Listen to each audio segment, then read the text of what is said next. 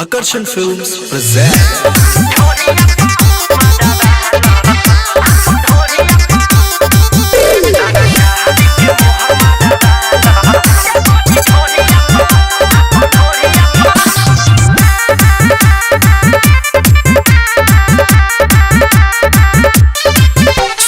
UP Bihar लिखवाला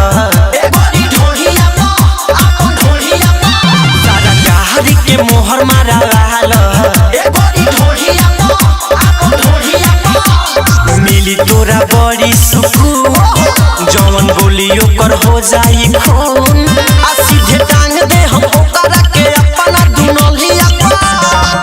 सुन UP Bihar लिखवाला के मोहर मारावाला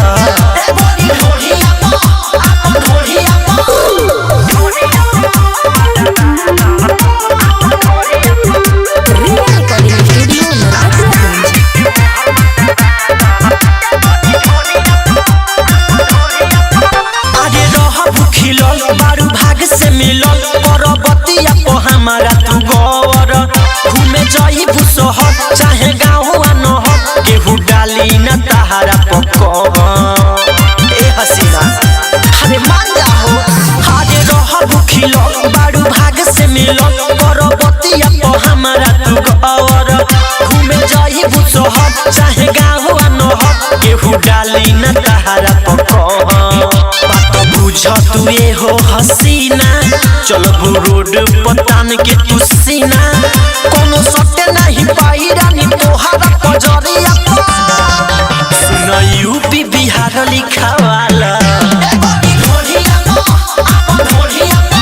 सारा गाड़ी के मोहर मारावाला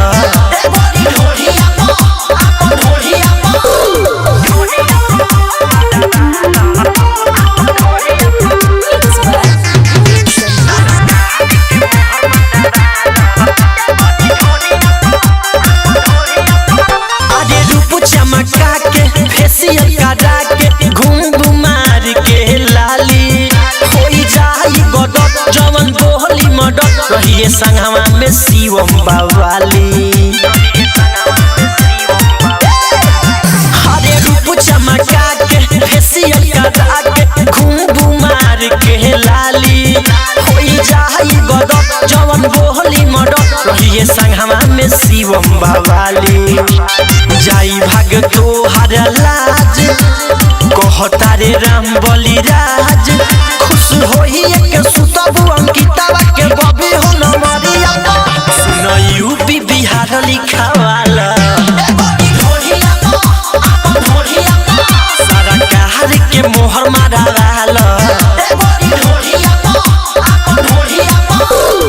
रिया रिकॉर्डिंग स्टूडियो नरकटियागंज।